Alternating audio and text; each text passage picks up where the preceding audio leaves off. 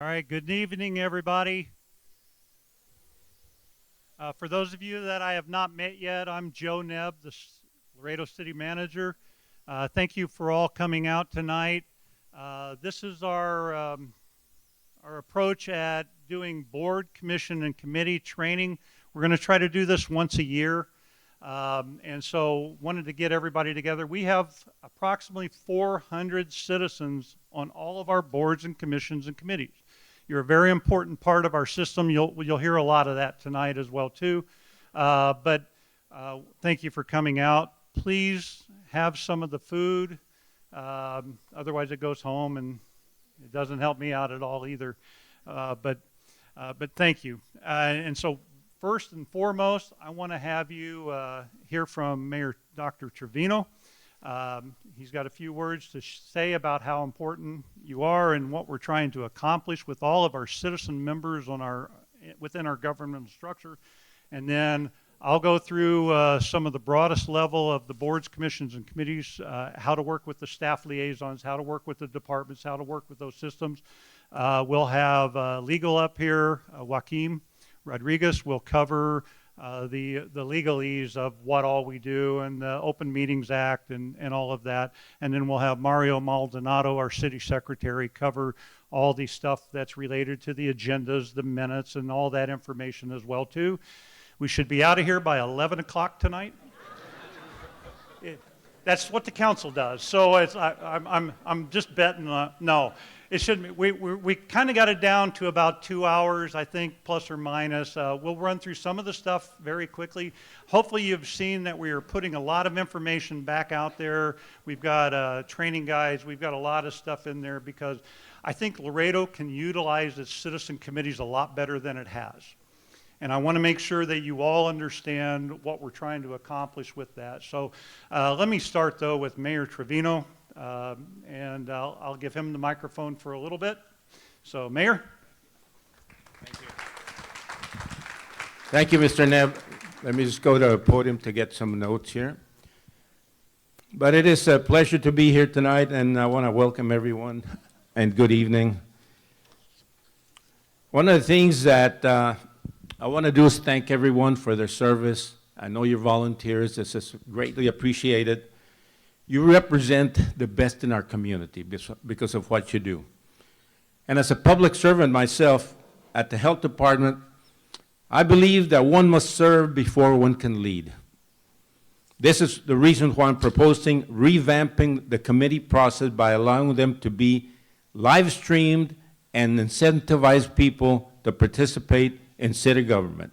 So term limits we'll be discussing at City Council. These are all important issues, but again, I want to thank you, and thank you for being here tonight. Thank you for your service. We appreciate everything you do for us. Thank you. Mr. Nebb. Thank you, Mayor. And really quickly, part of the training as well too is to talk with all of our staff liaisons, and they're all in the room, strewn throughout the group as well too. Part of the training will be for them as well too, to make sure that we're all on the same page. So if you're all ready to go, there's still food in the back, there's still drinks in the back. All right, have seconds, and we'll get underway here. If I can figure out how to work this. All right, so as I'd mentioned, we're going to run through the agenda in 3 different portions. The first thing is that we'll run through the introduction, the overview, the roles and responsibilities, effective collaboration, community engagement, conflict management, and best practices for members and liaisons. And then we'll run through the legalese of what you all do, and we'll run through the agendas, the city secretary, the establishment of all those minutes and all the information that we need as well too. And we will be posting these on the city secretary website. So some of these slides we will run through fairly quickly, but they're there for your review at a later date as well too. But let's go through the roles and responsibilities a little bit. And I'll touch on some of the points on there. Most of it's there, you can read it, so I don't need to read it all through there. But you are, just as the mayor had said, you are important to our entire governmental structure. I mean, we take a city of 260,000 people. I know the number's low because we're probably around 300,000, but our census shows about 260. We divide that up amongst 8 districts and an at-large mayor within our system as to how we govern at that top structure. Alone, that's not enough. And so that's where the 400 citizens come in and you provide advice. That's why all of our boards are considered citizen advisory committees, boards, commissions. We have some that have very statutory responsibilities like the Planning Commission, but we also have the ones that are very important to us because it's the nature of who we are. And so they're all out there, and every one of you are important within that structure. But we all have a little bit different goal as to what we're trying to get to. One of the things that I did notice within our board structure as well too is that we have some that have not met for a while. And the difficulty, and I think that's where, when we talk to you as a citizen, you're giving of your time, just like the mayor said, you're coming out, you're providing your guidance within our structure. We want to make it worthwhile for you as well too.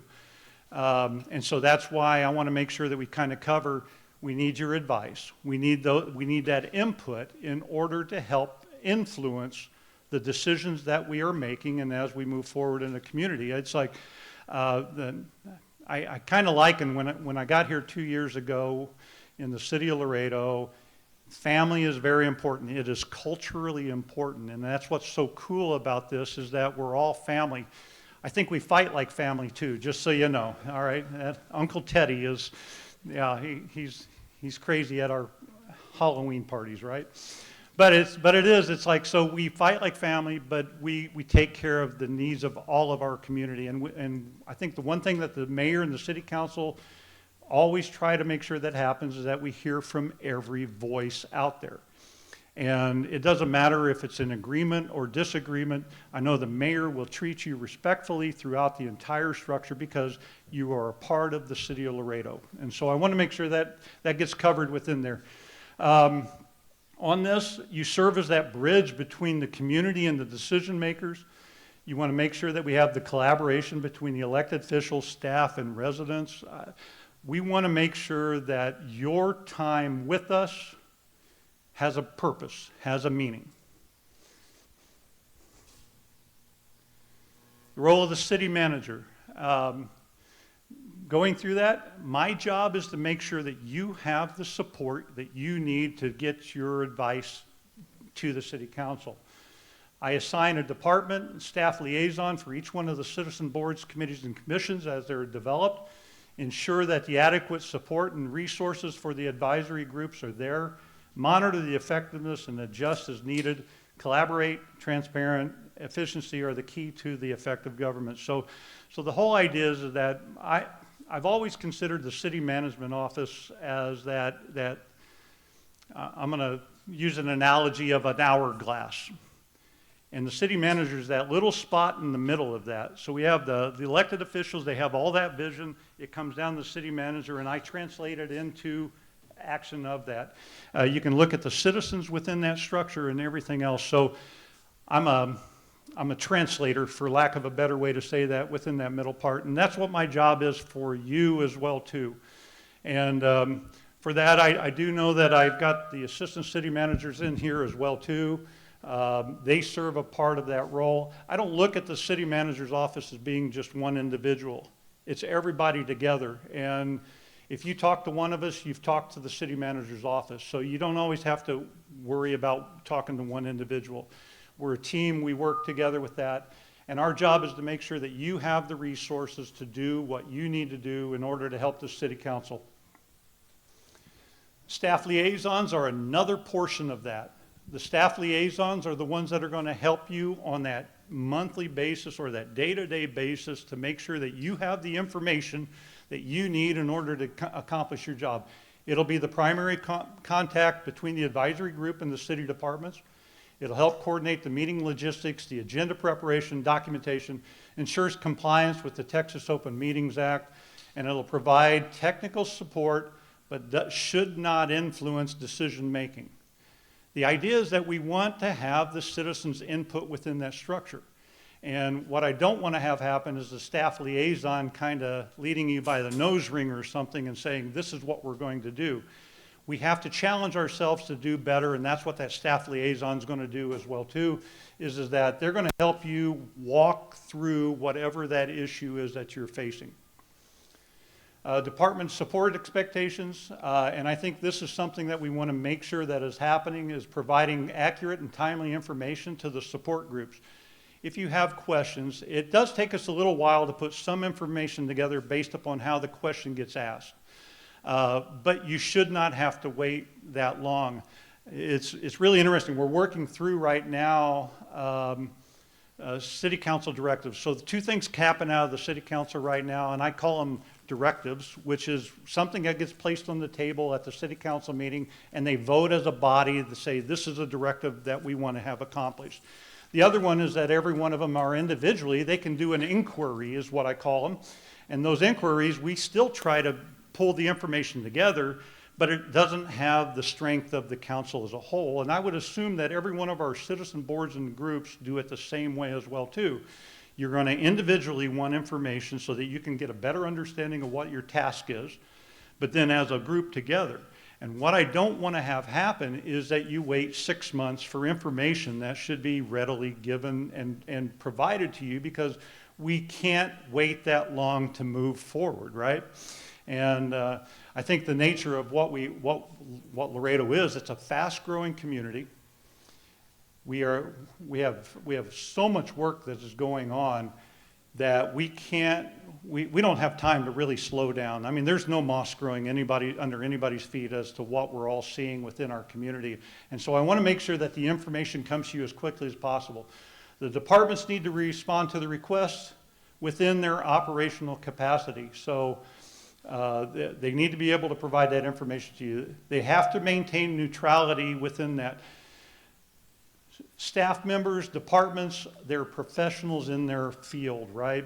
That's what they are.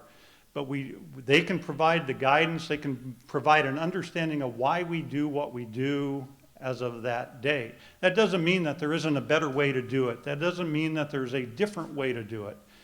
But we can tell you how we do it today. And I want to make sure that they maintain that neutrality, because we can always tell the cause and effect of anything that we happen. It's like, I got a crystal ball that sits on my desk, and I got it during COVID, the 2020. And it's a Harry Potter style crystal ball. It's a big one.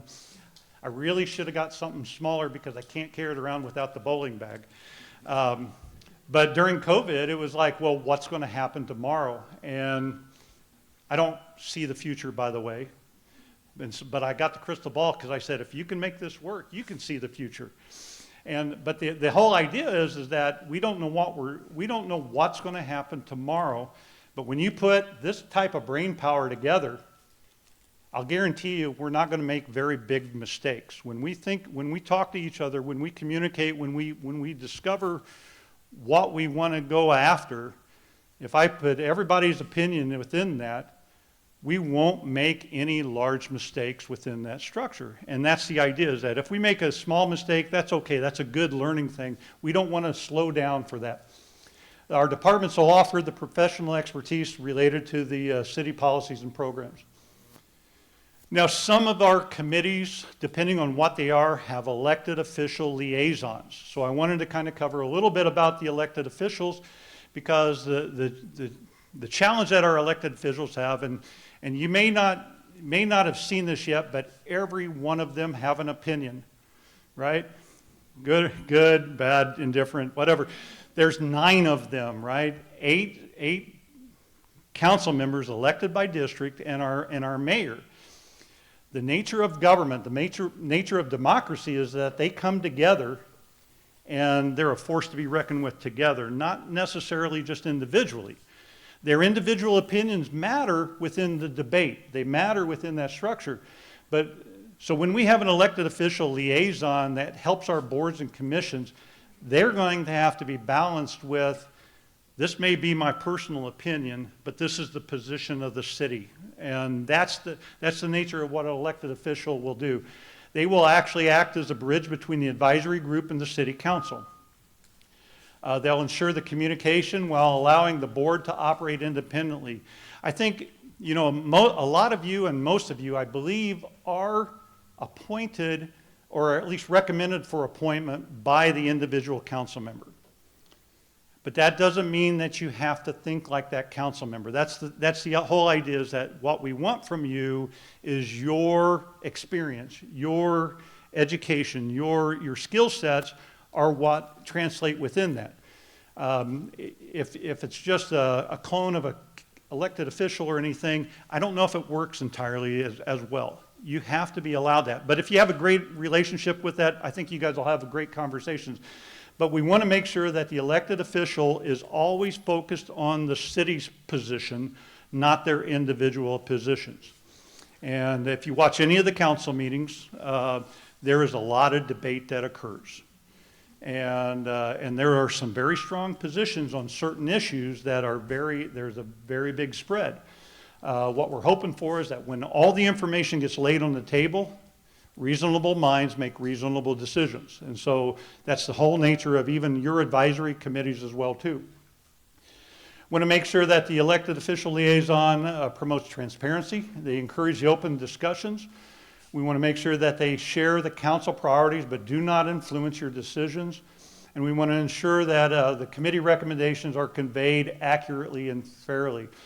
So the whole nature of that is that we want you to look at it with your eyes. We want you to look at whatever that issue is at the time, and then you want to translate that, because when you come together as a group, just like the city council, that is a very powerful decision based upon your influence and your backgrounds. Going into the elective collaboration, all of our boards and commissions and committees, they provide guidance to the city council or the city manager, depending on how it was written. If your board, your commission, or your committee, as being advisory, if we're not getting advice out of the group to the council, then it makes it very difficult, right? And so that's why I want to make sure we have this training as well too. I want you focused on developing out advice back to the council. Every one of you are important. Every one of the boards and commissions are very important to this. Want to make sure that that guidance is coming out. It was really interesting that in one of my past careers or past cities, over 3 years we had a Parks and Recreation Commission that met monthly. And over 3 years, there were 4 decisions that came out of that commission. 4 decisions in 3 years out of a commission that had a very important quality of life. 3 of those decisions were based upon who's going to be the chairperson. All right? The 4th one, there was one decision that came out saying this is what we need for our quality of life system. But in 3 years, and it's like, and then we wonder why citizen members get tired, right? And just so you know, bureaucratic red tape runs slow. It just does. There's a lot of reason for that. It's a lot of the debate and everything. But what we don't want to do is we don't want you coming in and getting disillusioned because you're important. And so the whole idea is that we want the advice to come out of there, and we want the advice to get to the city council, and we want you to influence all the stuff that we're working on. And I want to make sure that that happens. Requests for information should always go through the designated staff liaison. I think that's the nature of our structure, is that once you've made your determination at that committee level, board, commission, committee, then that staff liaison needs to translate it on forward and get it into our system. That's the idea of that. And then making sure that the collaborative approach ensures the alignment with the city charter and the city goals. I think that's where the city council is working very hard and diligently to try to say, this is what's important to us. And if I can help them get there as well too, then that'll make your jobs a lot easier as well too. And so that's the thing that we have to keep doing. I think the challenge is that because we're growing as fast as we are, the world changes from day to day. And we're trying to keep up is very difficult for that. Working effectively with the city staff. Staff liaisons are available to support and provide information. if you have a problem with that happening, and I don't think it happens very often for Laredo, but if the staff liaison is not helping you put that information together, please let us know in the city manager's office. We'll help. We'll make sure that that's happening. I think as best I can tell, we're doing really well with that. Members should direct requests through the appropriate channels for efficiency. Once you're on that board and commission, if you can keep it within our city structure, run through the staff liaison, give them that first chance to take care of whatever that need is and let them flow it through the system. I think the challenge is that, and this is the thing for our elected officials, the elected officials are the only ones that can do their jobs. We have everybody else doing all this other work, and so, but if they're trying to help do everybody else's job, I can't keep them on task for the job that I need them for. And I think that's where the legislation side of what they're doing, it needs to be there. Want to make sure that it goes through the proper channels, and we'll make sure that you're taken care of. If you're not taken care of, by all means, let's find out exactly why it's not working the way it is. Respecting staff roles fosters a productive working relationship, clear communication. So that's the idea of working with city staff. Addressing concerns, I put this slide on there. I just talked a little bit about that, but it is best to always try to bring those concerns up in the meeting and having those conversations there. You all probably talk to each other outside of the meetings as well too, to just kind of get a lay of the land and everything. There's nothing wrong with that, but try to always bring that back to the table, because when everybody is talking with the same information, again, it gets a lot easier for everybody. Document the concerns and recommendations in the meeting minutes. Work through the city manager's office to share feedback, and then partner with the staff to ensure that the concerns are addressed appropriately. We've got a great staff. They will take care of it. Don't be afraid to have a difference of opinion from them either. They're very good at understanding their roles and their jobs, and so let them help. Why staying within the role matters. Following the established roles ensures effective governance. Maintaining the public trust is key to successful advisory work. Collaborative approaches strengthen relationships with city leadership. Well-structured process benefits the entire community.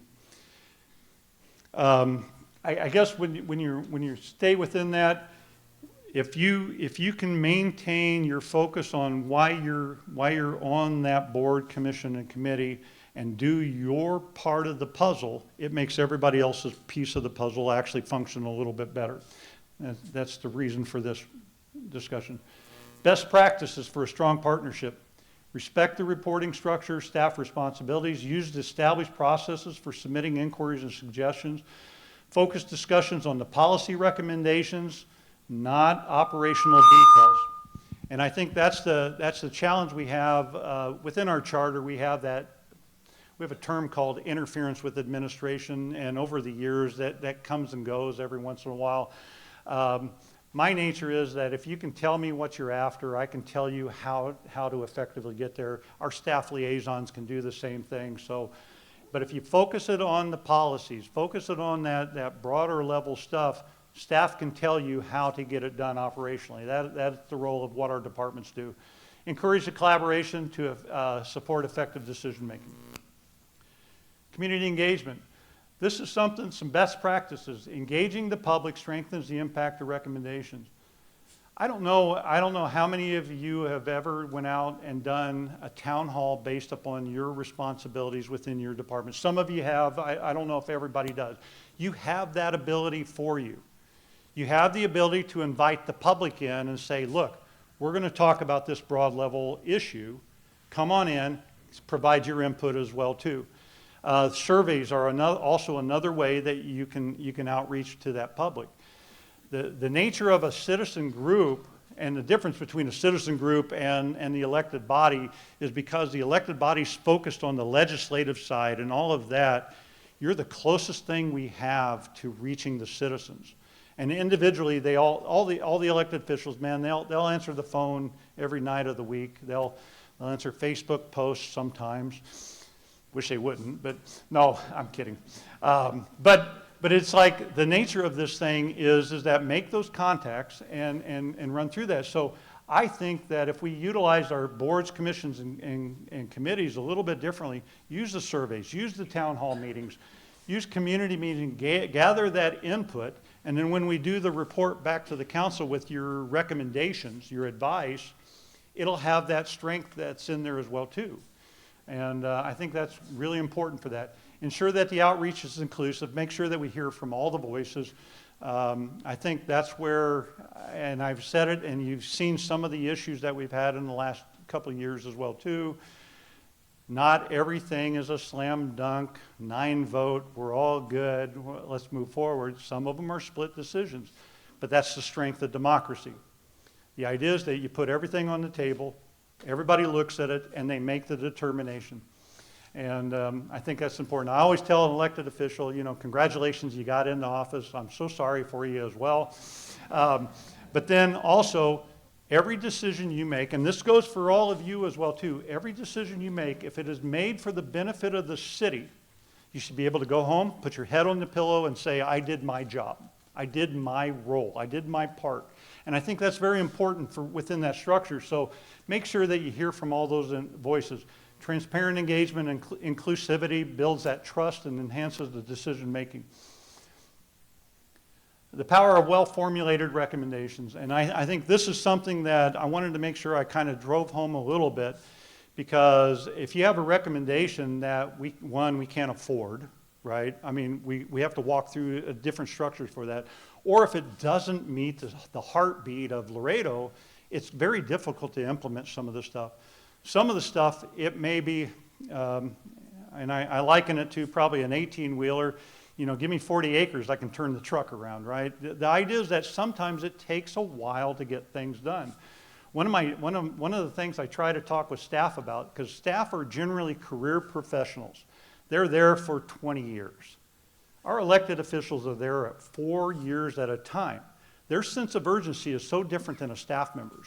So we have to kind of recognize that and say, okay, how can we help get the decision made that meets all the expectations of that? And I think that's where, if we can get the recommendation based upon the data, based upon community input and analysis, that's where it's going to be the strongest, if there's justification for that. Clear, actionable advice helps the council and management make informed decisions. Collaboration with the stakeholders ensures the recommendations are practical. Structured approach improves the likelihood of policy implementation. And we have what's called the CPM class, a Certificate of Public Management. We run anywhere from 12 to 15 staff members through TAMIU every year, sometimes twice a year. But we are teaching them, and they do a practicum at the end of each one of the things. They bring back their ideas based upon their viewpoint.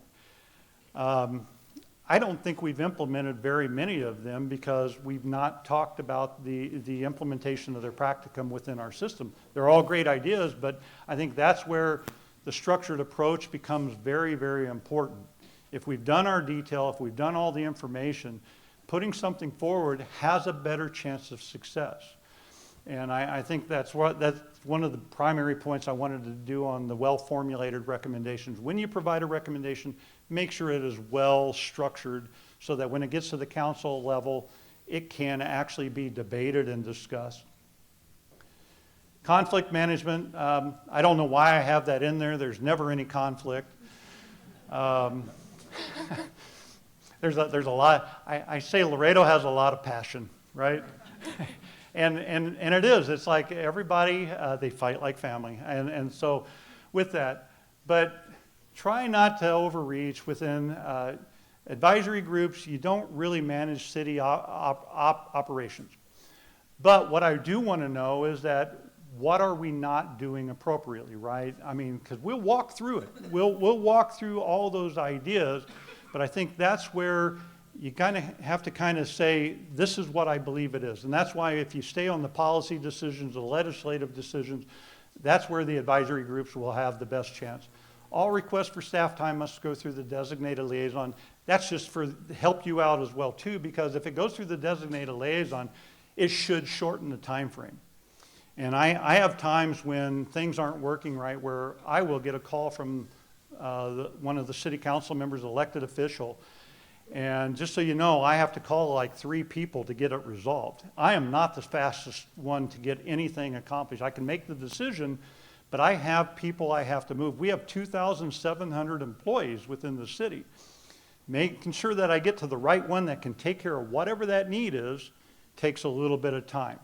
And so what I try to do is I try to eliminate the middleman. I try to get it down to that. And so if you go through the liaison, you should get your information faster. If you don't, then there's some other type of a breakdown. Recommendations should always focus on the policy, not on the daily operations.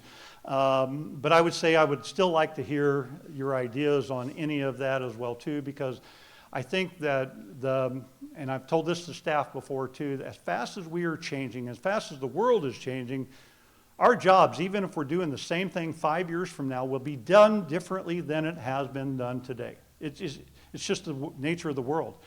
I remember telephone booths, right? Some of us do, where you could make a phone call from there, from the street.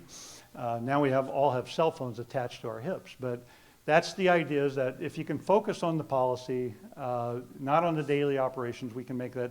And then we'll just make sure that we adhere to the city charter. I don't focus entirely on that. I mentioned the interference with administration. I don't worry about that so much, because if that's the way you have to put the information across, please let me know, and then I will translate it out for that. And no matter what the issue is, I would rather know where you stand with something so I can figure out how to help you, rather than tiptoe around going, well, how do I say this? You just tell me. I don't have that feeling that I'm getting stepped on at all. Manage potential conflicts between committees and staff. I think that, maintain professionalism and respect at all times. I think everybody does that. And it is interesting to watch with the city council. It is very rare in today's world where anything really gets too personal. They keep it on a broad level, and they fight about their positions, but they don't let it go down into a disrespectful level. Clarify the roles. Committees focus on the policy recommendations, while the departments manage the operations and provide data-driven insights. Align with the city policies. We are going through all of our ordinances, all of our policies. It's been a long time since some of our ordinances have been adjusted to what we are today. And it's always amazing. I think we have a couple of them out there that, some ordinances out there that were passed in, well, I was going to go back to another city, because I had some that were out there that were passed in 1962. It was about 10 years ago, but 1962, and the world didn't change since 1962, right? The world didn't change, and so nothing changes for that. Any of our ordinances that are probably over 5 years old really need to at least be evaluated, looked at, to make sure that it is still current with what we're trying to do today. And I think that's the challenge we have. I always liken everything that we do within the city government. It's like fixing the airplane while it's still in the air. Man, if I could land that airplane, change out everything on it, and then put it back up in the air, we'd be all set. No, we're fixing it as we go. And that creates its own little problems. But I think aligning with those policies, and if you believe that the policies are incorrect, that's a good recommendation to provide as well too. Help us know what is not working right. Facilitate the collaboration between that, regular check-ins. There are some committees, and I still find them that haven't met for over a year. And I'm sitting there going, why is my staff liaison letting that happen, right? Get them in there, have a conversation with them, make sure they understand what their roles are, and get that advice coming to us. I think those are the big things that we want to make sure that happen. But if we're not doing the check-ins, then why are you there in that nature as well too? We need all hands on deck for what we're trying to accomplish. Structured conflict resolution. The city manager's office will serve as that neutral facilitator in any disputes, because generally when it happens between staff members and the board and commission, I'm responsible about 2,700 of the employees. So I want to make sure that you are getting your information. I want to make sure that we are working collaboratively together. And finally, the final decision authority, because You're advisory. I would say that staff is advisory unless it's specific to the nature of what the staff is supposed to do. Advisory bodies provide the input, but the city council holds the authority on policy matters. With that one, I do want to say, and this one kind of kills me all the time, because I've heard it in a few of the committees that I've sat through as well too, is that, well, council's going to do whatever the heck they want anyway. That may be true, but if you don't say something, if you don't provide your advice, then they're going to have to make their decision on their own. And in my mind, and I tell this to staff all the time too, because I've had staff say, well, they're going to say no. And so they predestined, they used my crystal ball. And they said, they're going to say no, so we're not going to ask.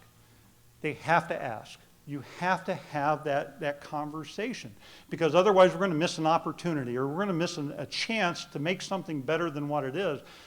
We need the advice coming. We need the recommendations coming in.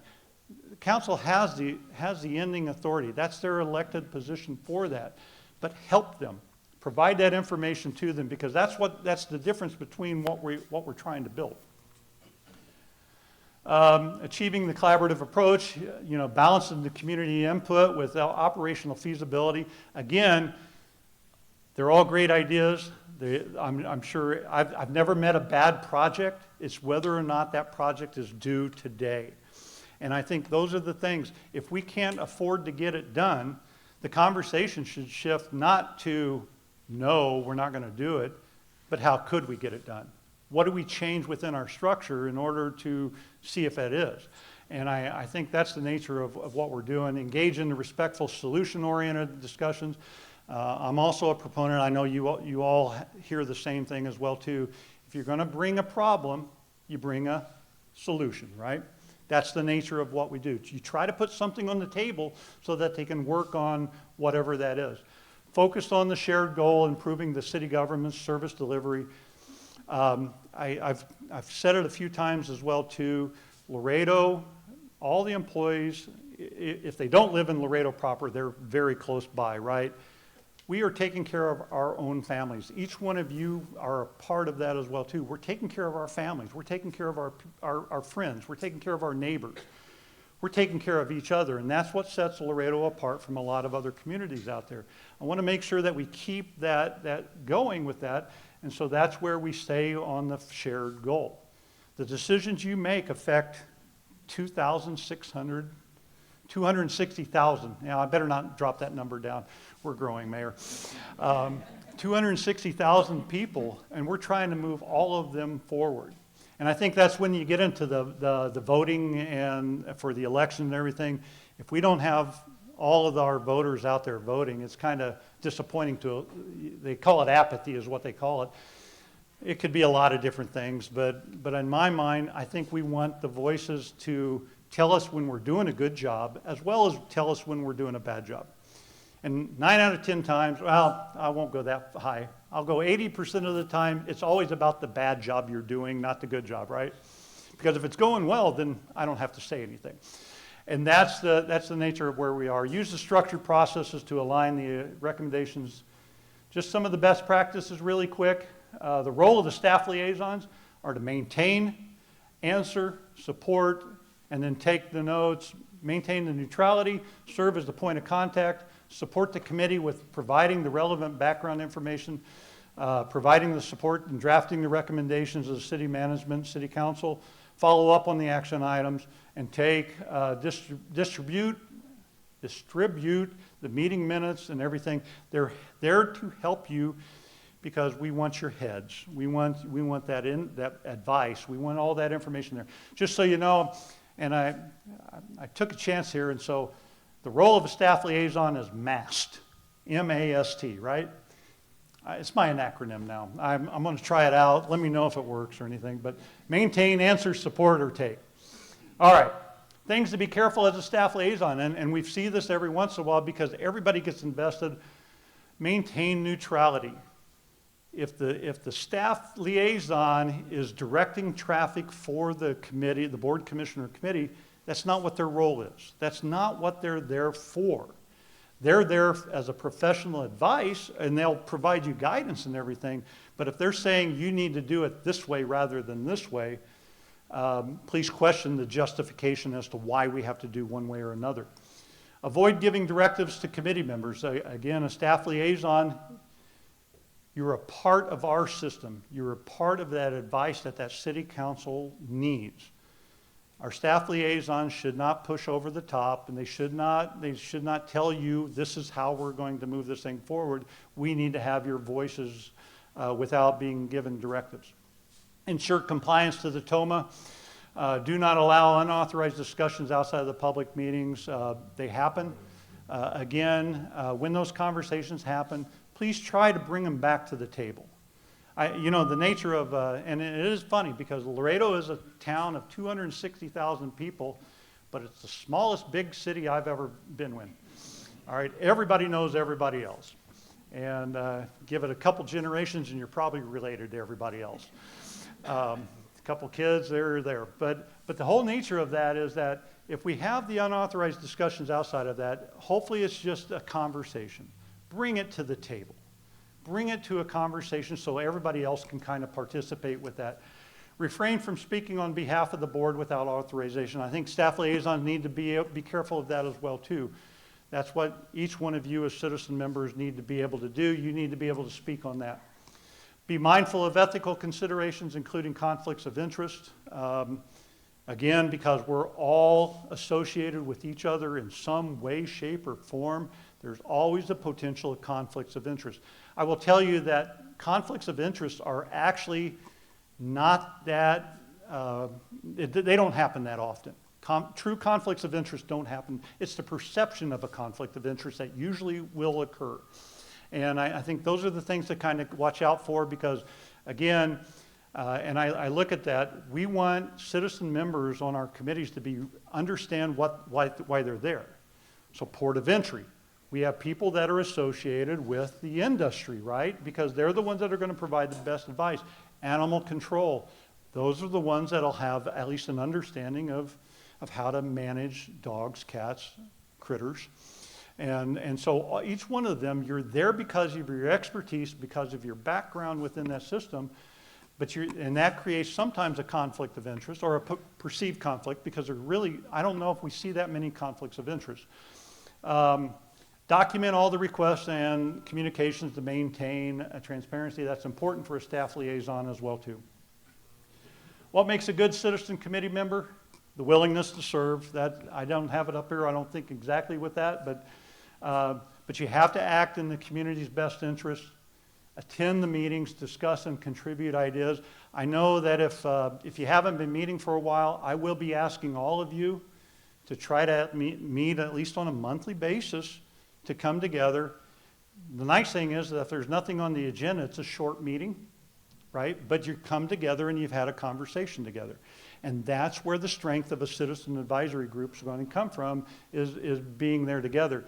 My job will be to help you make sure that your advice and your recommendation means something within our system. That's what I'm going to tell you that I'm going to try to help do as well too. Maintain transparency, honesty, and avoid the conflicts of interest. Follow the committee structure, rules, and procedures. We all have our bylaws. We all have our structure within there. Just so you know, any document that is created has the ability to be adjusted. So if something is not working in your bylaws, if something is not working in our city codes or city ordinances, we have the ability to have a conversation and adjust them. Let's keep it up with today's world and let's bring it through there. We just have to have that conversation. The hardest part for me is that when you circumvent the law or what I call circumventing the law, we make it work. And we can get through the day. Every once in a while for the city council, I will actually go in and ask for what is that? What's the word for that now? I just lost it. So usually we want to provide a recommendation and get their directive from us first, right? But there are times to move the city forward, I have to make a decision before they have, and then the city council has to come back and ratify. They have to come back and ratify that decision. Those should not be commonplace. If our structure is built correctly, ratification should not happen very often. I don't mind doing it, but I believe that that's meaning that I'm assuming that I know what's best for the city. And I want the elected officials, I want each of you to provide that guidance without that influence as well too.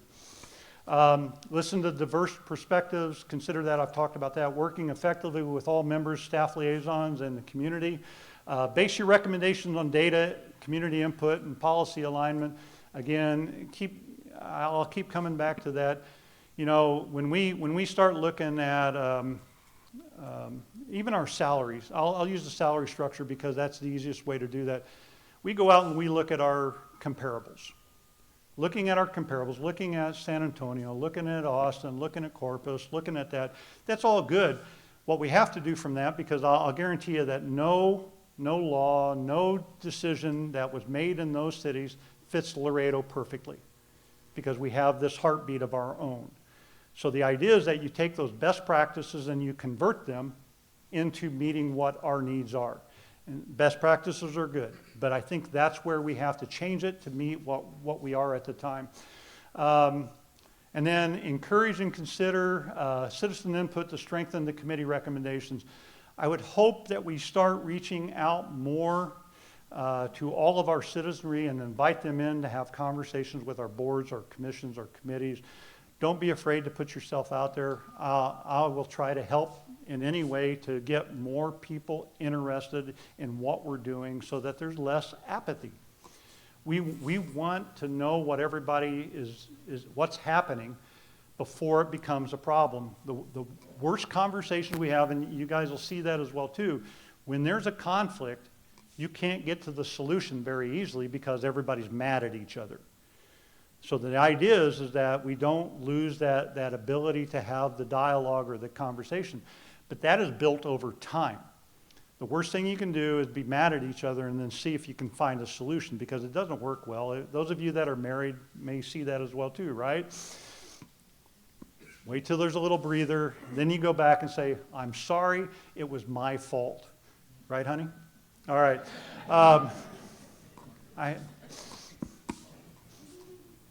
got a little, no. All right. Difference between your job and your role as a citizen member. I talked just a little bit briefly about this. Just to go over it again, try to maintain the separation between what you do as a career from your job as a citizen member. Look at it with the city's eyes. Look at it.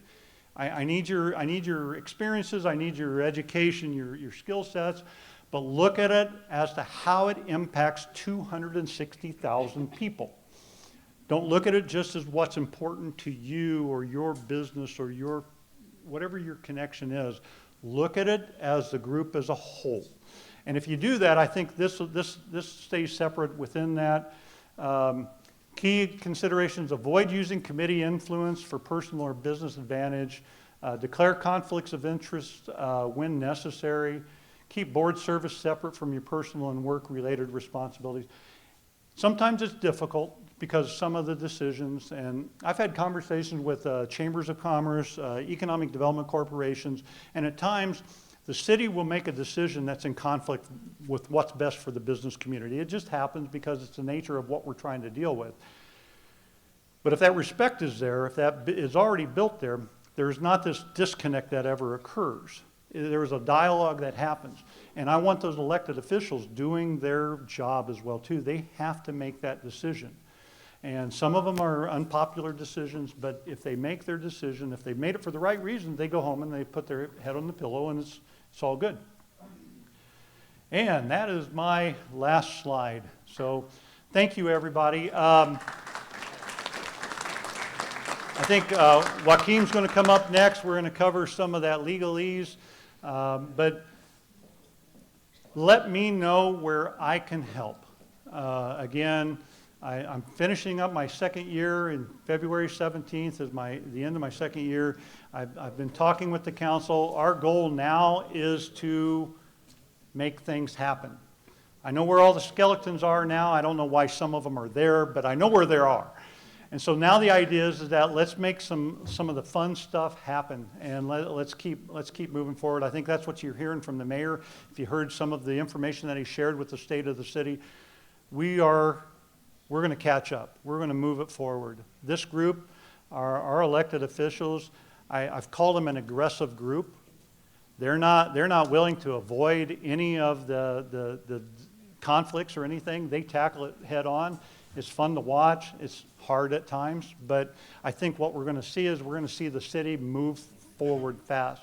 And thank you for all of you that have served in a lot of different roles throughout the years. Hopefully we can make you proud as well as with what we're doing. And so thank you. And I'm going to turn it over to our legal. Thank you. Thank you, Mr. Knibb. Appreciate it. Give a round of applause for our city manager. Great job, sir. Hello, everyone. Good evening.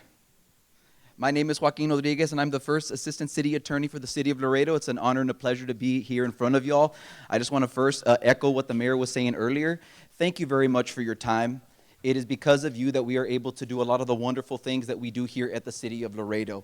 And we know you're not paid, and we know that your time is precious. In fact, time is the only thing that you can't get back. So we appreciate the time that you are spending with the city to make it a better place to live. So thank you very much from the bottom of my heart.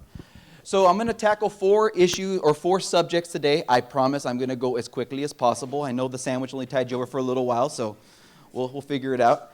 So first thing we're going to talk about is ethics, okay? Now, let's remember, ethics are the set of guiding principles that guide our behavior, okay? We cannot confuse that with integrity, because integrity is our willingness to follow those principles, okay? So I'd like to start off with a little quote, okay? It's from Albert Einstein. The most important human endeavor is the striving for morality in our actions.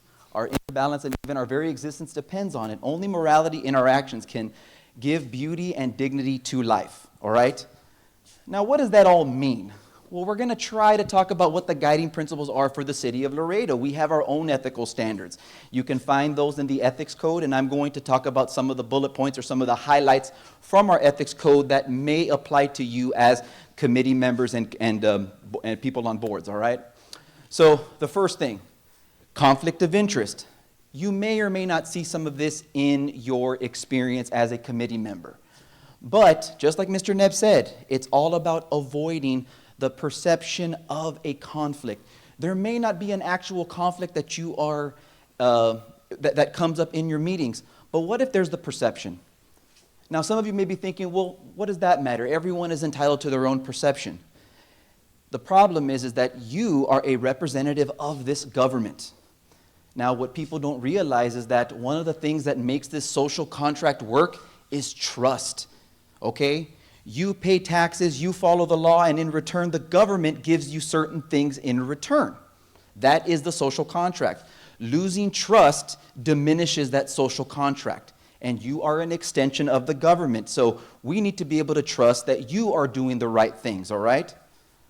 So if for whatever reason you are in a position where your decisions may affect your economic interests, that of yourselves or a family member, then it's very simple. You just recuse yourself. Do not participate in the discussion, because there's a chance that you may influence certain decisions with your participation. So the best thing you can do is just recuse. Recuse, recuse, recuse. Don't participate in the discussion. Certainly don't vote. And allow your committee members to do the deliberations without you, okay? The next thing. Again, we want to avoid the risk of impropriety. Recuse yourself. Stop participating. You also may have to file a form with the external auditor. That would be the city secretary, and promptly disclose what the conflict is. Again, this may not happen in your tenure as a committee member, but it's something good to know. Now, unfair advancement of private interests, okay? It's similar to that of a conflict of interest, but you cannot use your position to advance your own private interests, okay? The next thing, big one, gifts, all right? There may come a time when you are tempted with some gift, all right? Maybe someone in the community wants to give you something to possibly persuade you to act in a certain way, all right? You cannot solicit, accept, or agree to accept a gift if it tends or gives the appearance to reward official conduct. Again, perception is everything. The official or employee knows or should have known that the gift was being offered with the intent to influence. The gift cannot be from anyone doing business or seeking business from the city. It also can be anyone seeking action or advocating on a zoning or plating matter. There are a whole host of exceptions. We're not going to go over all of them. However, if you get a gift from someone and it's for a special occasion, that's fine. If it's under a certain dollar amount, okay, gifts of a nominal value, $250 and no more than $500 in a calendar year. And there is a whole host of these exceptions that you can see in our ethics code. It is available online. But what I want to boil this down to is do not accept gifts, especially if they are from someone who is trying to do business with the city. Okay? Solicitations for city-sponsored events. These are okay if the event serves a valid municipal public purpose. All right? Gifts to closely related family members. Now, we know that you can't stop your family members from receiving gifts. However, it is incumbent on you guys to explain to your family members of the ethical considerations or the ethical dilemmas that could surface if your family member were to accept such gifts. Okay, confidential information. In your committees, you may be given confidential information. You cannot use that information to your advantage, and you certainly cannot disclose those things. All right? Now, you can disclose certain confidential information if you are disclosing that a crime is occurring, but that disclosure must be to law enforcement. Okay? That would be whistleblower protections.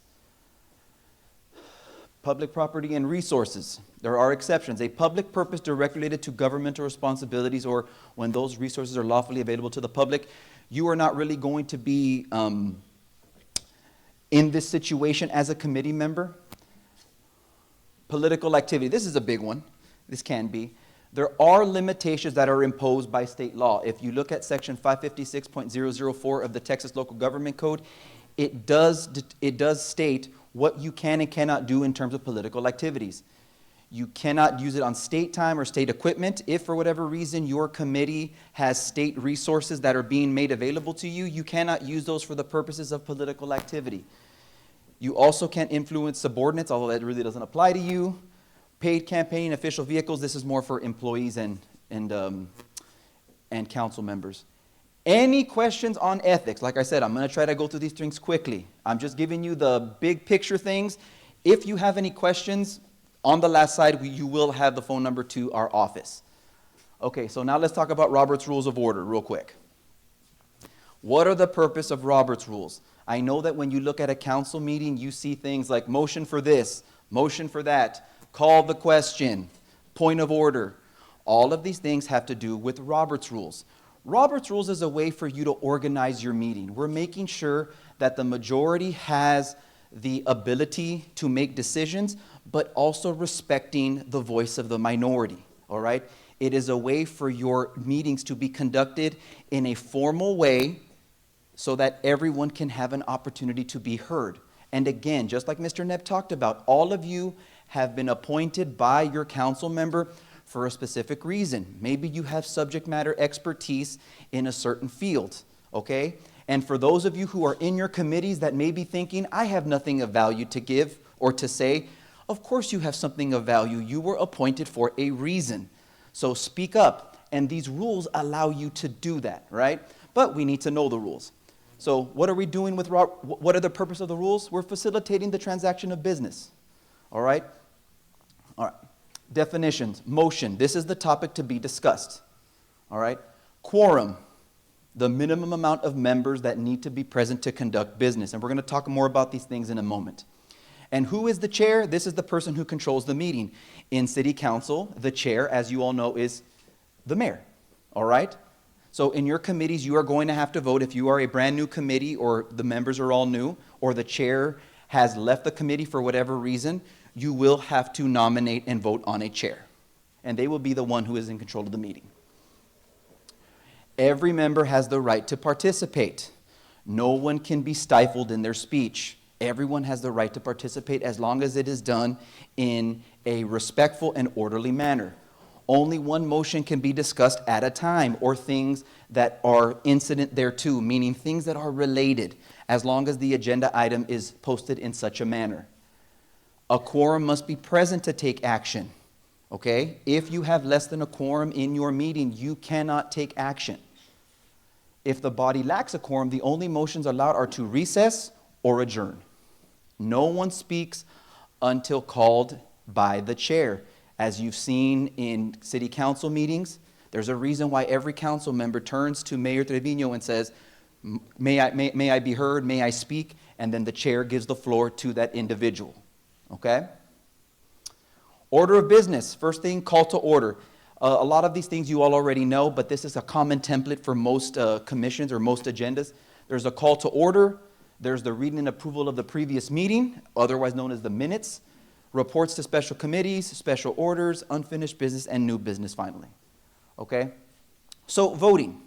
All of you are going to be voting. Each individual on your committee has a voice, and you use that voice to either vote yay or nay, or aye or no. Aye or no voting can be used unless 2/3 vote is required. If for whatever reason under the rules a 2/3 vote is required, then you must have a show of hands. The chair should always ask for the opposed to ensure the validity of results. The chairman will announce the results of that vote. It will be either the motion carries or the motion is lost. If the motion carries, it's because there was a requisite amount of votes to take action. If the motion is lost, there were not enough votes for the action to be taken.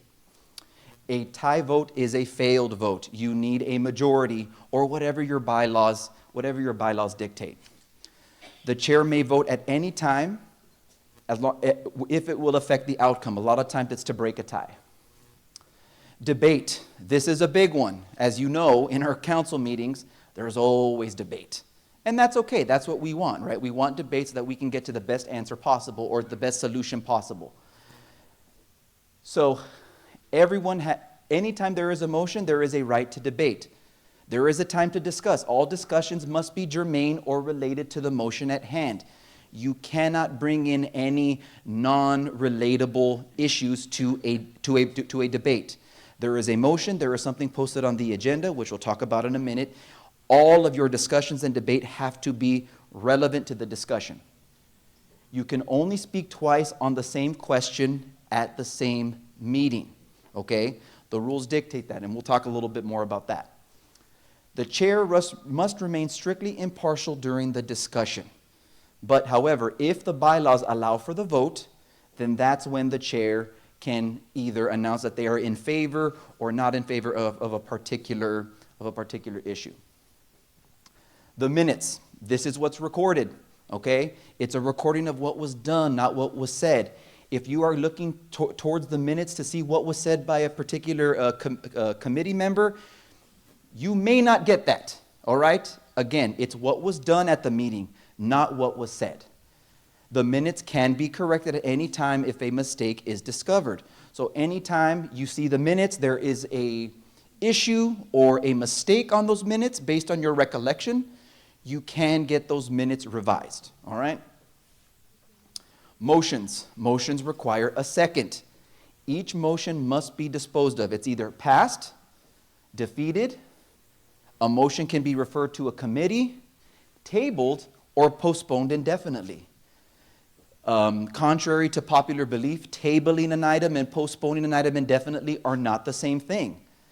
Tabling an item, I think it's on a slide here, but tabling an item is postponing it for a date certain, meaning we're going to talk about this at the next meeting or in the near future. Postponing indefinitely does have the effect of killing a motion. All right? Most common motions, your main motion, motion to amend, calling for the question. Now, calling for the question means debate is over, now we vote. All right? Anytime a council member at the meeting says, Mayor, can we call for the question? It is at that point where the mayor is asking for the vote to take place. Once the vote takes place and the motion is disposed of, then we can move on to the next piece of business. Laying on the table, again, tabling an item to a time definite. Withdrawing a motion, if for whatever reason a person no longer wants that motion to be heard or doesn't want debate on it, it can be withdrawn, as long as debate hasn't started. It's not polite for you to, just because you don't like whatever the debate, how the debate is going, to just withdraw a motion. Motions to adjourn and then postpone indefinitely, again, the ability to kill a motion, as long as it has the requisite votes based on your bylaws. So again, you have your main motion. This brings the business for consideration to the governing body or the committee. These are motions that bring questions against or before the assembly. Brings a question that has already been considered back to the assembly, sometimes debatable. This is your motion to reconsider. A certain action has been taken. Now you, as the committee members, want to reconsider the action that took place. A motion to withdraw a motion.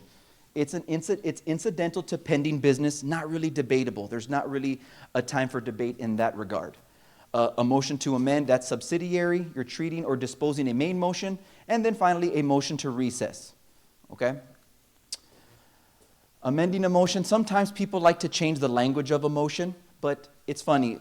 And sometimes we can get a little confused because some things are happening so fast at a council meeting. But anytime you are amending a motion that has been made by someone else, you have to vote on that amendment. It's not enough for the person who made the motion to just simply say, okay, I accept that amendment. No. You have to vote and get the requisite votes to go on that amended motion, and then you proceed to vote on that newly amended motion. Okay? And when you amend a motion, you can insert something, you can add, you can strike, substitute, whatever it may be. If you are changing something in that main motion, then you have to have a motion to amend. You must vote on a motion to amend before voting. We already talked about that. Okay. Calls for the question, again, a vote to stop debate and start voting. A call for a division of the House. Questions about the results of a vote, you can interrupt the speaker at any time who has the floor if you are asking for a call of the division of the House. Refer to committees. You allow for additional information or a study of the issue before voting. That really doesn't apply to you because you guys are, in fact, the committees. All right? Table the motion, we already talked about that. Rise to a point of order. If there is a mistake being done in the procedure, meaning the Robert's rules are not being followed, then there can be a point of order. Someone can say point of order and interrupt the person who has the floor. Okay? If someone is out of order, that means that there is a motion outside the scope of the organization or in conflict with the bylaws. Just because a person wants to bring something up doesn't mean they can if it is outside of the scope of their bylaws or their intended purpose. Some of these committees are ad hoc committees, right? They have a particular scope. If it's outside of that scope, then that may be out of order. Again, that could be raised by one of your committee members, and there could be interruptions. Any questions on Robert's Rules? Now, one last thing before I move on to the Texas Open Meetings Act. If for whatever reason your committee doesn't follow Robert's Rules to the T, and if you are not familiar with Robert's Rules, it is a book that is yay thick, all right? It's kind of a TLDR situation, too long, didn't read. Kind of like some of the emails that your colleagues probably give. Yeah, it's one of those. It's very confusing at times. There are some really valuable cheat sheets out there on the Google, So if you don't follow them, there really aren't any consequences. Again, the point of the rules is to keep your meeting orderly. No one's going to get sued because you didn't follow Robert's Rules. In fact, Robert's Rules are more appropriate for larger governing bodies, like Congress, the House of Representatives, when everyone's trying to get the last word in for political points, that kind of stuff. That's what it's used for. And we use them as a guiding light for us, and we follow them pretty well, I believe, in council meetings. But if for whatever reason your committees have a more laxed version, it's completely fine. There are no dire consequences from that, all right? Any questions before I move on to Texas Open Meetings Act? Fantastic, all right. Now this is the Texas Open Meetings Act, otherwise known as TOMA. I know it's close to happy hour, but TOMA is not what it is, okay? This is affectionately known as TOMA, all right? What is the purpose? We're safeguarding public interest in knowing the workings of the government.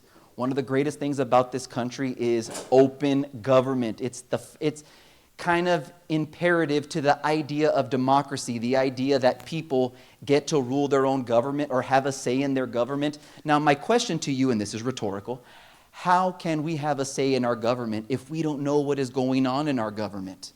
Again, it's all about transparency. And part of that transparency is making sure that all government actions are done in public, that you guys know about this stuff. And all of your committees are going to be subject to this statute or the Texas Open Meetings Act. All right? Who is subjected to TOMA? A board, a commission, department, committee, or agency with the executive or legislative branch of a state government that is directed by one or more elected or appointed members. That kind of describes you guys to a T. So you all will be subject to TOMA. When does it apply? Every regular, special, or if there is a meeting called by the government body. Okay? So anytime there is a meeting, it must be open to the public. And there's other requirements that are also going to be needed. So first we have to ask ourselves, well, what is a meeting, right? How do we know when we are activating this TOMA thing, right? Well, when there is a quorum of members that are exchanging information about business, that's when you need, that is a meeting, okay? If the government body calls a gathering of a quorum or members of the commission, and they're going to be given, receive, or they're getting information from a third person about public business, then yes, that is a meeting, and because of that meeting, it activates TOMA, the Texas Open Meetings Act. Quorum, a majority of the governing body, unless defined differently by applicable law or rule or charter by the governmental body.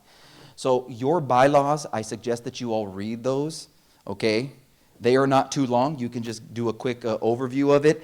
They are going to have your quorum requirements, okay?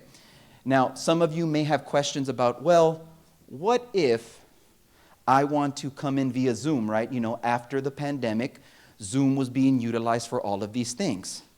Well, legally speaking, if you have to establish a physical quorum first, and if for whatever reason there is a physical quorum present, and then you have someone online who wishes to participate, they can participate. They can participate, they can vote, just as if they were there. But there has to be a physical quorum present first, okay? Another part of TOMA is written notice, okay? How can people show up to a meeting and talk about stuff with their government if they don't know when or where the meeting is, right? All of this kind of makes sense, very commonsensical. The governmental body shall, and again, in my field, shall and may mean two different things. And I'm looking at all of my colleagues, right? Shall and may, very big difference, right? Shall give written notice of the date, hour, place, and subject of each meeting held by the governmental body. That's why, at the City of Laredo, we publish all of our agendas. That just so happens to have, and you guessed it, the date, the hour, the place, and the subject of each meeting. It is required by statute that we do that.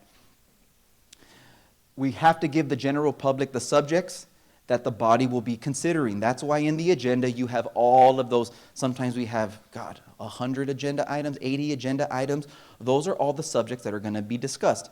The reason why we have to do that is that you know if there's something where you want to give a public comment as a citizen, they know that those things are going to be talked about. It's something that's important to them. They can contribute to their government. We err on the side of providing more detail. Now, all we have to do is give a general subject of what's going to be talked about, but here at the City of Laredo, we do give a little bit more detail, okay? It's just to err on the side of caution. You have to post at least 72 hours before the scheduled time of the meeting. That is a requirement. 72 hours is a hard and fast rule. 72 hours, and then you can have your meeting. For municipal government bodies, you can place that on a bulletin board at a convenient place, like City Hall. If the city maintains a website, which we do because it's 2025, right? Then we can post that agenda on our website. Public comment. Any time that you are meeting with your committee members and you are having your monthly meeting or whenever it is you guys meet, you have to set some time for public comment. Sure, there may not be people there who are going to comment. You just have to be ready to accept public comment. Again, one of the things that we enjoy in this country is the ability to criticize our government. It's part of our First and 14th Amendment protections. All right? So, because of that, in every meeting, individuals can give a public comment if they wish to do so. Now, it doesn't mean they have free reign. We can set reasonable rules. We do have rules with regard to public comments, and they are in our ordinances. The maximum amount of time that a person has for a public comment is 3 minutes. That's it. And if it's 3 minutes of a concerned citizen bad-mouthing the committee, as long as it's not too disrespectful or it's not a personal attack, then it could be done. All right? I do want to say that if for whatever reason that does happen to you, don't respond. It's kind of like, let that person vent and then give them their 3 minutes and then that's it. All right? Just a word of advice. Cannot discriminate based on the position taken. People are going to come and talk about a multitude of things. Let them. You can't prohibit criticism of the governmental body, just like we talked about. They just cannot be personal attacks. Okay, that is out of order. Voidability. So if for whatever reason one of these provisions of TOMA are violated, there are consequences. For instance, any actions that are taken in violation of TOMA are void, which means whatever action you take will not come into effect. Okay? Members of news media or interested persons can bring legal action to stop, prevent, or reverse a violation of the act. That means that they would probably have to file suit alleging a violation of Texas Open Meetings Act. The court may assess costs, attorney's fees to the prevailing party. There are actual legal consequences for failing to abide by TOMA. If for whatever reason any of y'all have questions about that, you can call the city attorney's office and we will be more than happy to answer those questions. Okay? Are there exceptions? Yes, there are to the Texas Open Meetings Act. We have things called closed meetings or executive session, social gatherings, emergencies, online message board, and teleconferencing or video conferencing. We'll just go through those really quick. Or you know what? I'll just talk about executive session. Some of your committees will have executive session where you are discussing things with your attorney. Those exceptions are codified in the Texas Government Code. If there is an attorney there present to be in executive session with you, they will pretty much be the guide on what can be discussed. Now, some of my committees have lawyers there, and they're well versed in this as well. I see Mr. Tejas out in the audience. So he'll be quick to tell me what can and cannot go on, or we'll have a discussion about it. Social gatherings do not require TOMA. Okay, if for whatever reason all of you are at a social gathering, it's completely fine. No need for TOMA, or there's no TOMA implications. Emergency, sometimes if there's emergency meetings, it's not really going to happen with you. This is more for council. Online message boards are completely fine as well. I don't know how many of y'all are going to be. Yes, of course. Would that include like a WhatsApp text message? Is that an option, or does it have to be like an online service? It can be a WhatsApp group. However, there can't be any oh my goodness. I'll just move to the right then. There can't be any discussion of official business or gauging how another person is going to vote. Okay? But that's an excellent question. Thank you very much. All right. Consequences for violation. The offense is a misdemeanor punishable by fine between $100 or $500 or confinement in county jail for 1 to 6 months or both. Okay? The state of Texas takes transparent government very seriously, so much so that they decided to make it a crime if, for whatever reason, you violate TOMA. All right? We won't go over that. Kind of talked about, oh, last thing, walking quorum. So just because there isn't a meeting set, if for whatever reason your committee members want to discuss business outside of an official meeting, you could have a walking quorum even if there aren't 2 or even though there are not 3 committee members together. Oh my goodness, what happened? I'm so sorry. Let me get back on track here. Alrighty.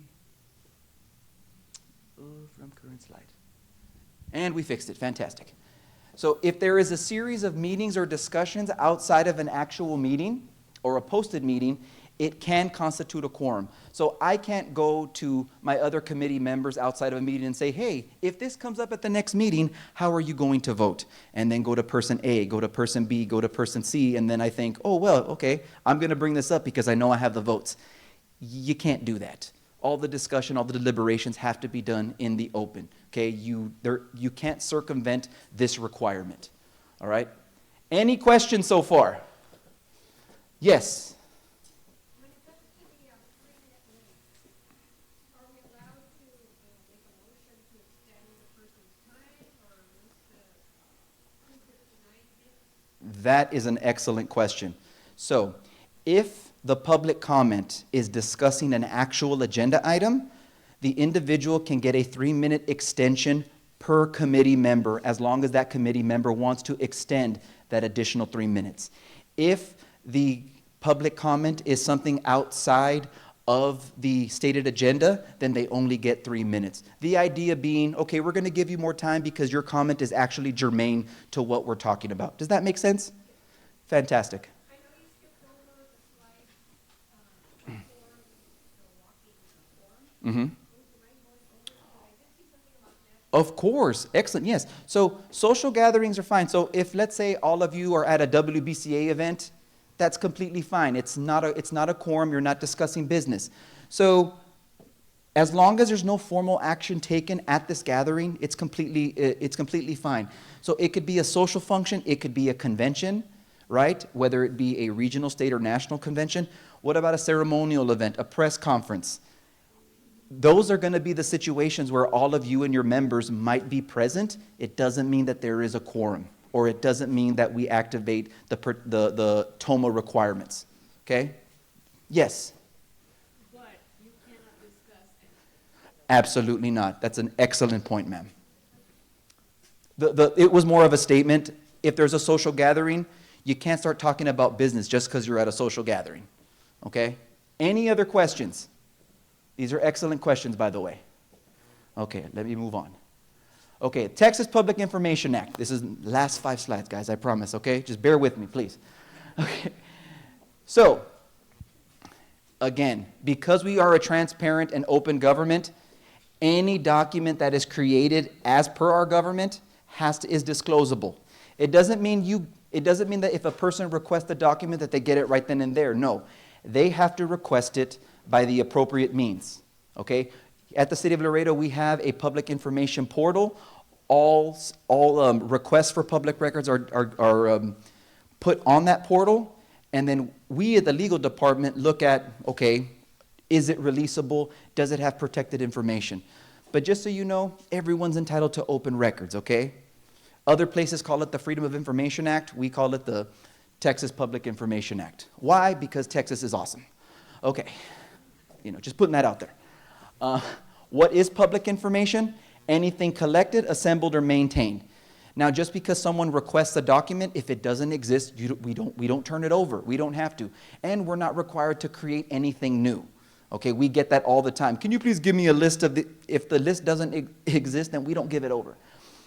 Under a law or ordinance or in connection with the transaction of official business, that's the kind of information that we're looking for. It could be by the governmental body, for the governmental body, and the government body has to own the information, has right or access to it. So again, this is what we mean by public information. The definition of public information is provided. Again, this really isn't going to apply much to you. The only thing that's really discoverable is probably your agendas. That's it. Your own private notes are not necessarily discoverable for purposes of the Texas, for the Public Information Act. So that's just something to take into consideration. There are different forms of public information. It could be paper, film, tape. Not that any of that still exists. Magnetic, optical, or solid state. I don't even know what solid state storage is, to be quite honest with you. But it's on there, so it's public information, right? Or it can be in any form, audio or video recording. Some of your committees are going to be audio and video recorded. All of that is discoverable, or all of that is discoverable under public information. So also photographs, maps, drawing, but again, all of these things have to exist. We don't have to create them because someone asks us to. They just have to exist. Okay? Also, emails, internet posting, text messages. If you use your personal device for official business, all of that is discoverable. Okay? All of that is discoverable. Any text messages that are done between you and your colleagues, all of that is discoverable under public information. Yes, question. Yes, all of that is discoverable. So what would end up happening is if someone were to request, let's say, what is your name, ma'am? Maxine. Maxine's, we would like Maxine's text to her fellow committee members. Well, I would go to you and say, could you please send me whatever text messages you have with your committee members, and then we would turn that over as long as they exist. If nothing exists, then we turn nothing over. And I have one more question. Yes? For Robert's rules, it says Okay. like the chair has to be impartial. But like let's just say like me as not a committee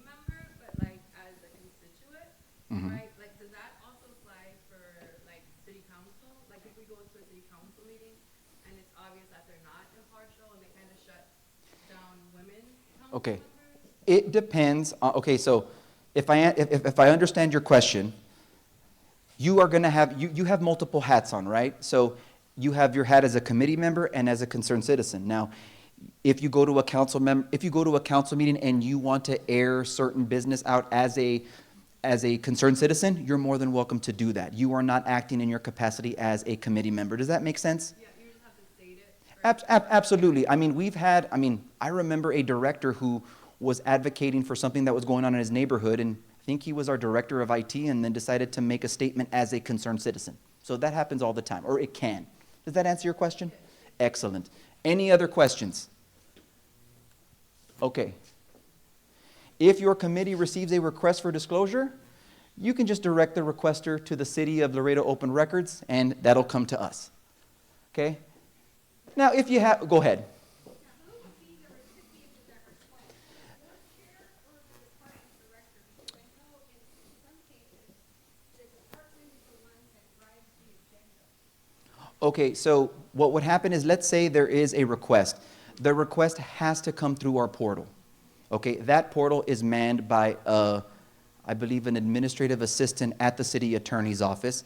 And what typically happens is that individual will get the request, will determine which department needs to answer that request, and then we'll send that request to the department head or to the committee. It's probably more than likely going to be your liaison, if I'm not mistaken. But that request will be done in-house through the city attorney's office. Okay? Any other questions? All right, well, this number is available online, but if you want it, take it down, go ahead. This goes to our main line at the city attorney's office, and we'll be available to answer any questions that you have, all right? Any questions before I hand the mic over to the closer? That's you, Mario. Yes, ma'am. On ethics, if there's an ethics violation and it's reported to the liaison, does the liaison have to report it to the committee? Any ethics violation has to be reported. In fact, if something happens and you don't report it, it could be an ethics violation on you. Okay, so you just have to make sure you tell somebody, and you could use your liaison for that. Any other questions? All very good questions. Yes? Are trips on a private plane considered gifts? What committee are you on, bro? Because I really want to be on that committee.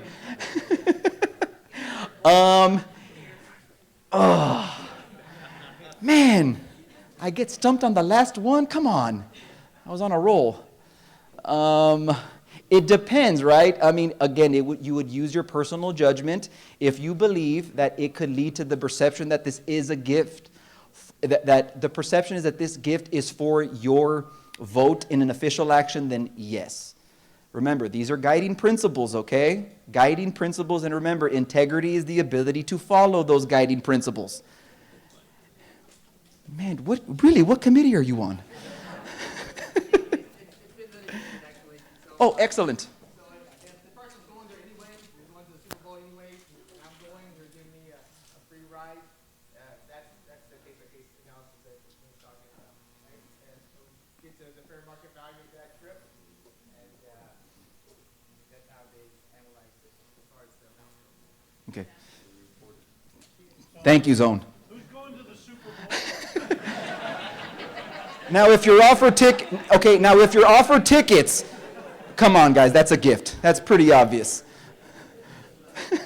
Any other questions, y'all? I hope I didn't take too long.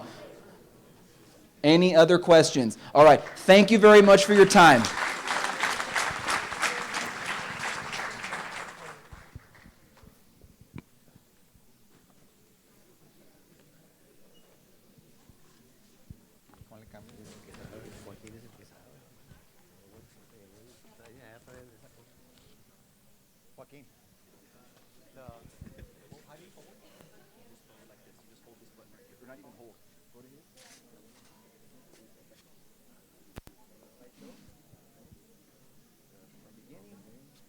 And then forward.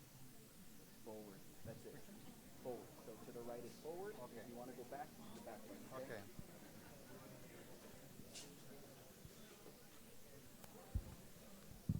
Well, good evening. Mario Maldonado, City Secretary for the City of Laredo. And I would like to take an opportunity to introduce the employees that work directly with all the committees from our office. We have Ms. Corey Cisneros, our new administrative planner. If you can stand and be recognized. We have Angelica Arispe, Senior Deputy City Secretary. Carlos Ramirez, our microcomputer specialist. Stephanie Alcala, Senior Office Assistant. And our presentation will basically, we'll be going over guidelines and discuss meeting agenda procedures and preparation. As our city manager previously mentioned, the committee members have been nominated and appointed to assist and advise the mayor and city council to help them with their responsibilities. And as you very well know, you are held to the highest standards, ethics, and accountability.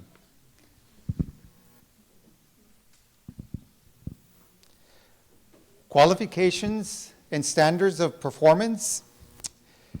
A member cannot be a City of Laredo employee.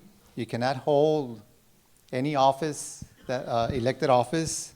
A police background check is obtained.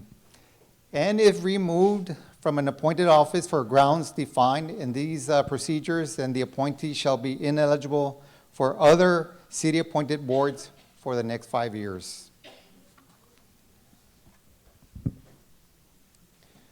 Requirements for boards, commissions, and committees. First, a charge must be adopted by the mayor and city council for all committees.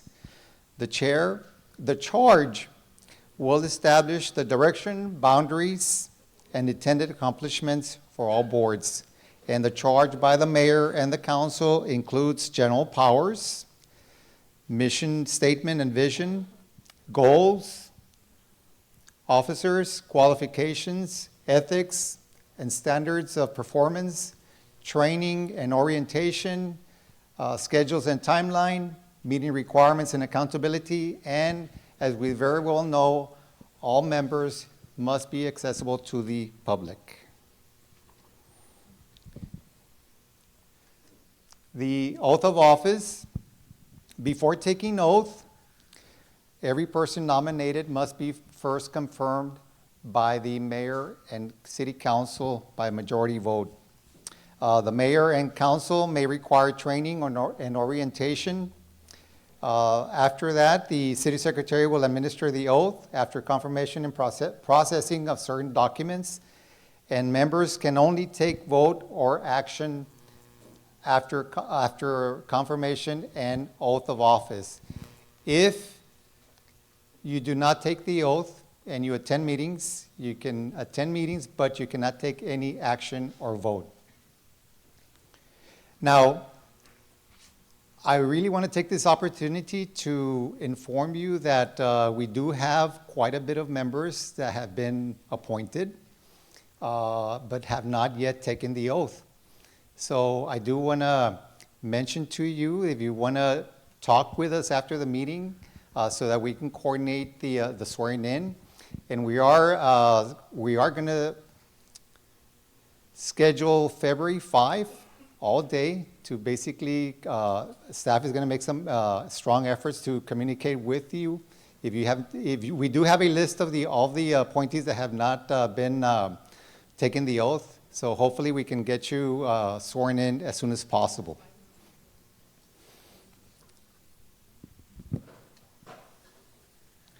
The terms of appointed service.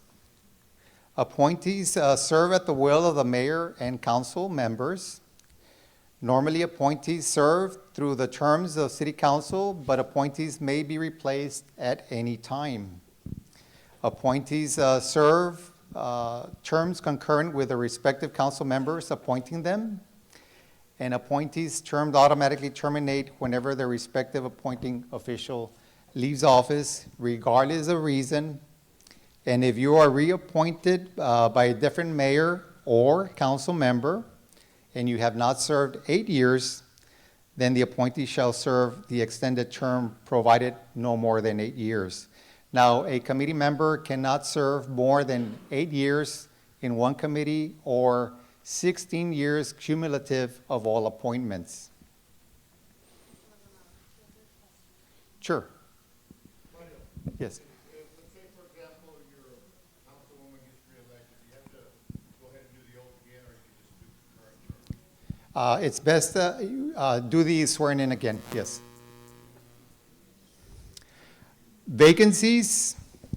When a committee vacancy is created, the mayor and council member will nominate a new member within 30 days, and the new member will be appointed to serve the remainder of the respective unexpired term. And as we mentioned, appointees that fill vacancies cannot be reappointed for more than 8 years. The officers of boards, commissions, and committees. The mayor may select or designate the chair or vice chair, but normally they leave that up to the committee to select their own chair, vice chair, and officers. As we very well know and mentioned previously, the chairperson shall preside all regular and call meetings. The vice chair will preside meetings in the absence of the chair. And in the absence of the chair and vice chair, then the next ranking officer will conduct the duties. And in the absence of all officers, then the member with the most seniority will preside the duties.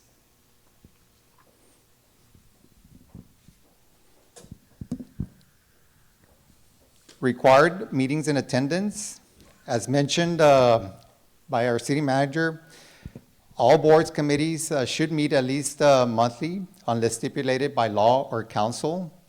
Additional meetings may be called by the chair, and if the chair fails to call a meeting or any meetings requested by members, then a meeting can be called as follows. The vice chair and one committee member can call a meeting.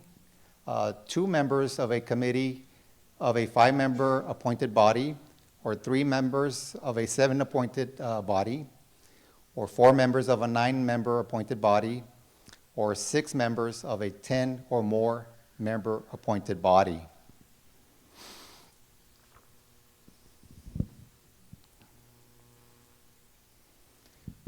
Attendance required at all is required at all regular and called meetings. Participation records are also required that reflect attendance of all excused and unexcused absences, quorums at each meeting. Failure to attend 4 regularly scheduled meetings in 1 calendar year shall forfeit the appointed member's position.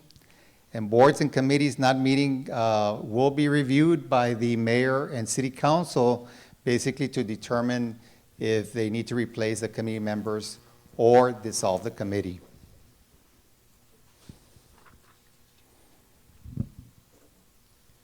Required records and reports.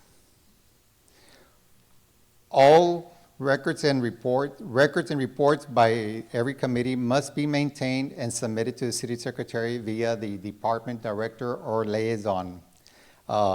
Committees must maintain meeting minutes of all regular and call meetings. The chair and the members will also work to prepare a biannual report, which includes all work, activities, and accomplishments for the committee. Now, the mayor and the council can determine which committee members or which committees may present oral or written reports at council meetings.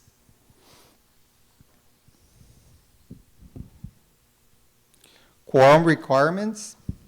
As we all know, a quorum is a majority of membership. Meetings should only be scheduled by departments only if committees members have been polled and a quorum is assured. Committees should be provided alternative dates to select meeting date to assure a quorum. If a city liaison determines that a quorum will not be established, then the meeting should be postponed or canceled. If a quorum is not established 20 minutes after a meeting has been posted, then the chair will call the meeting to order to create a record that the quorum failed to materialize.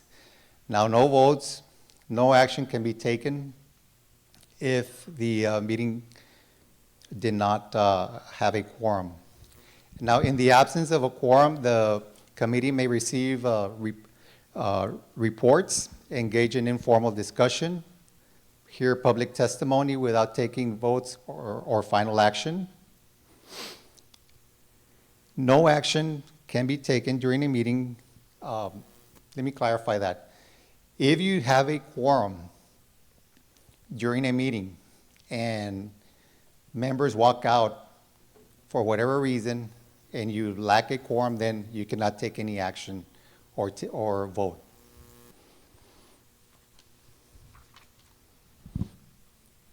Forfeiture of appointed positions. Committee members no longer meeting qualifications are as follows. They become employed by the City of Laredo. They're elected to a city office. Police background concerns. Not attending 4 regular scheduled meetings in 1 calendar year, as per ordinance 2019-0110. And an appointee will not be eligible for appointment to any other committee until the expiration of the appointing term, member's term, as per ordinance 2019-0110. Now, forfeiture may also occur for any reason if requested by the mayor or city council member. Grounds for removal.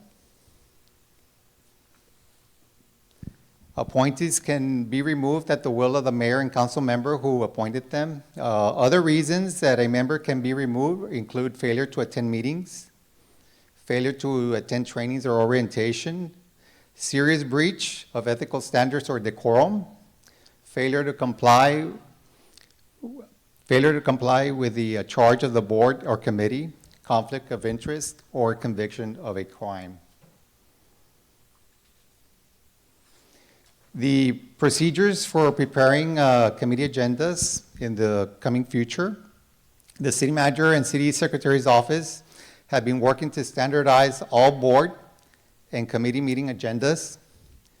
Each city department director or liaison is responsible for preparing committee meeting agendas through Legistar in collaboration with the chair. So when I say Legistar, Legistar is the program that is utilized to prepare meeting agendas for city council. This same program, Legistar, can also be used and will be used from here on to prepare committee meeting agendas. The meeting agenda should be tailored or related to the goals set by the mayor and council for each meeting. The meeting minutes will be taken by staff liaison or committee secretary. And meeting minutes should be approved at the next scheduled meeting.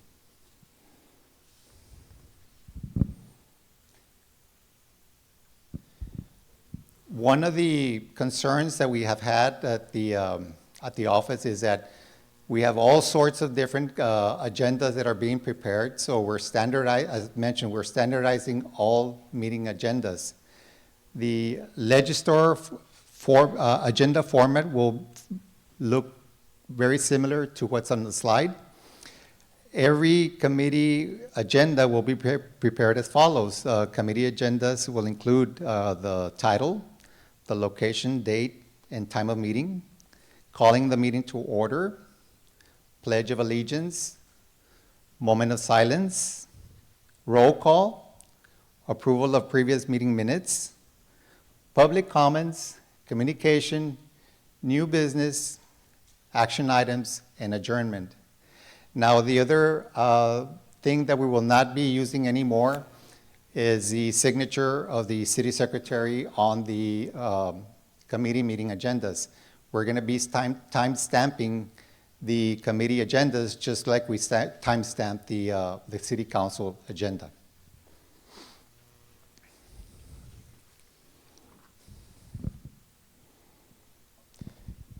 Submission deadlines.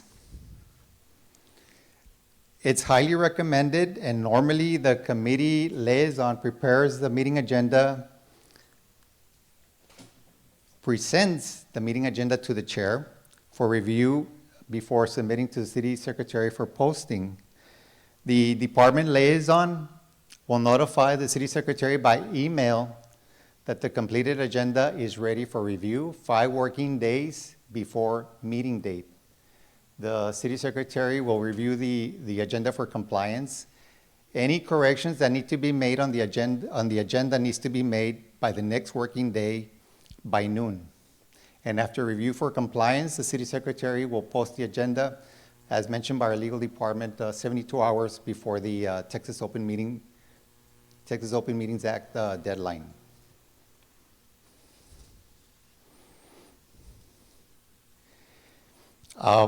I do want to mention that the presentations that were made today will be posted on our city's website for review. And if you all have any questions, our phone number is 791-7308. I want to thank you all for being here, and it is a pleasure continuing to work with you as committee members. And I also want to credit the department liaisons that also work diligently working with all committees and staff. Thank you.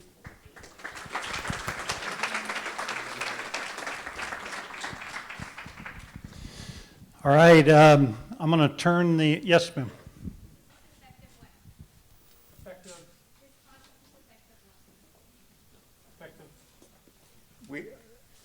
As far as the meeting agenda,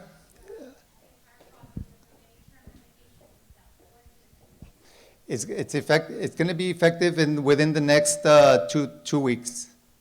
You're talking about the agenda going through Legistar, right? Oh, I'm sorry.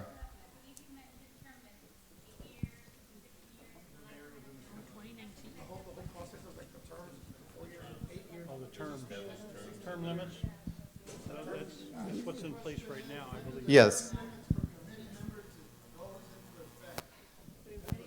Like if someone is already member, they've been a member for 20 years, is Okay. that illegal and should be Well, reported? it's a member should be appointed only 16 years. So if someone's appointed, Correct. been there for 20 years.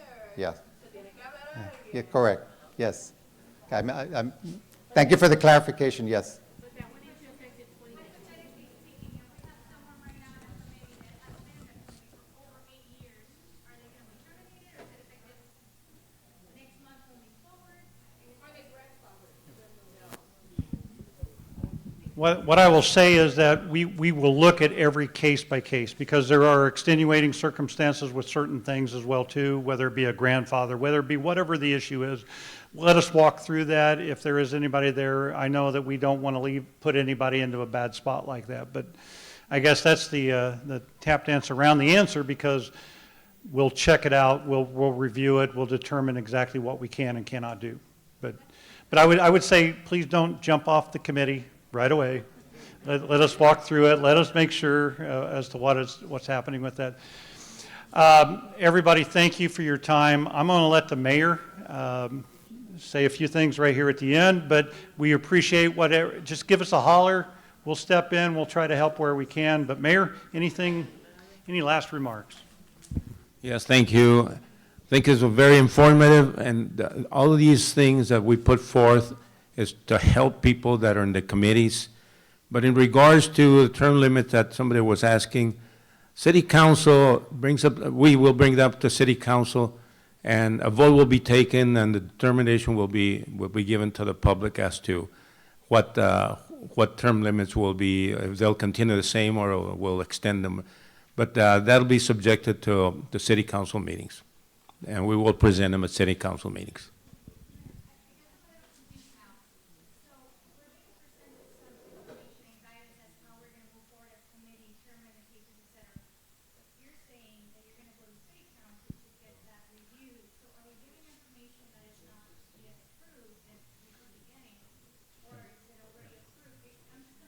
Yeah, we have a City Council meeting tomorrow. This topic will be brought up. I can help with that too. So what Mr. Maldonado covered was what we currently have in place. What the mayor is talking about is that, and he mentioned it at the start of the meeting as well too, do term limits matter with an advisory body member? Because it doesn't change as much within that structure. So the council actually has an item on the agenda tomorrow night to talk about that and make that adjustment. What Mr. Maldonado is talking about is what we currently have in place today. And so there's a good chance, because all it takes is a legislative change of the city council. They change that all the time, and that will reset whatever that new rule is. Then we go through and we evaluate where everybody's at to make sure that we all meet that criteria. Yeah. So what the mayor's talking about, what's coming up tomorrow, it is an ordinance revision. So that ordinance revision takes 2 readings. There will be a public hearing within that structure as well too. And so it'll take a couple conversations with the city council to make any type of an ordinance adjustment. Once that's done, then we'll establish what the impact is and inform everybody as to how that impacts everybody. It should come all the way through the liaisons. It'll give you a reason to meet in a month, right? And talk about how that impacts your group. So it all works out pretty well for that. But again, hey, there's some extra food back there. Please take some home with you. And thank you again so much for all your help. Appreciate it.